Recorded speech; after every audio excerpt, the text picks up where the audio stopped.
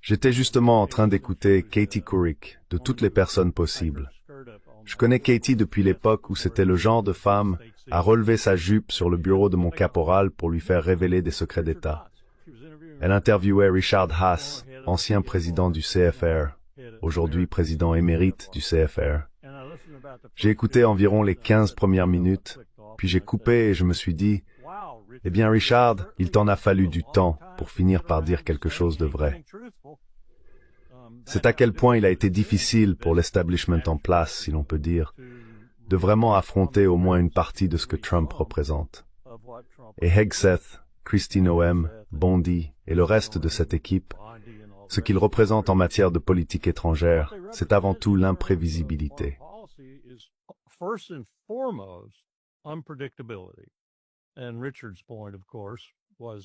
Et bien sûr, le propos de Richard, c'était qu'il progressait. Il y arrivait. C'est terrible. Terrible pour une superpuissance. Eh bien, j'ai une nouvelle pour Richard. Nous ne sommes plus une superpuissance. Si nous le sommes encore, nous déclinons si vite que l'air qui s'échappe de notre ballon, on peut l'entendre chaque jour, chaque heure. Mais je serai d'accord avec lui. L'imprévisibilité, et l'imprévisibilité dans la situation dans laquelle nous nous trouvons aujourd'hui, avec une direction aussi incompétente, des actions anticonstitutionnelles tant sur la scène intérieure qu'internationale, des violations de la loi chaque jour. Notre secrétaire à la Défense est un criminel de guerre.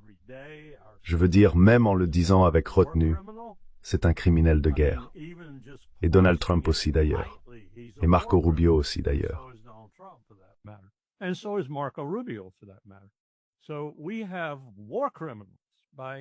Nous avons donc des criminels de guerre, selon toute définition du droit international ou national, à la tête de notre navire en ce moment. Et à côté de la prévisibilité, ou de l'imprévisibilité, selon la façon dont on veut le dire, je dirais qu'il y a une absence totale de stratégie globale. À part, et cela a été démontré par Rick Sanchez sur Russia Today ce matin lors de notre entretien, Jared Kushner et Steve Witkoff qui étaient reçus à Moscou alors qu'ils poursuivaient le lucre, l'argent. Ils n'ont aucun intérêt pour la guerre en Ukraine. Ils veulent qu'elle se termine. Ils n'ont aucun intérêt pour quoi que ce soit de notable que l'on pourrait penser qu'ils auraient, compte tenu de la politique étrangère ou de son absence de nos jours. Ils sont là pour l'argent. Ils sont là pour l'argent, et Trump en est avide. Qu'en dis-tu, Rubio?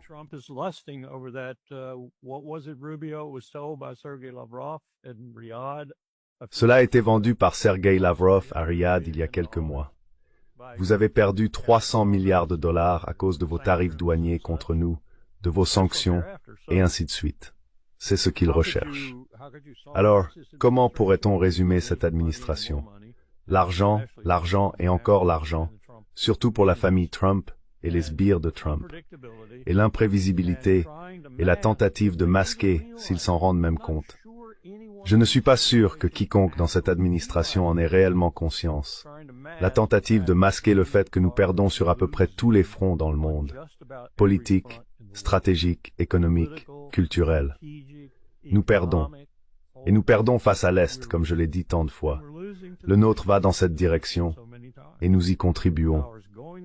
Nous ne travaillons pas à nous adapter à ce nouveau monde. Nous poussons l'ancien monde à y entrer. Et nous sommes principalement l'ancien monde. C'est donc un désastre.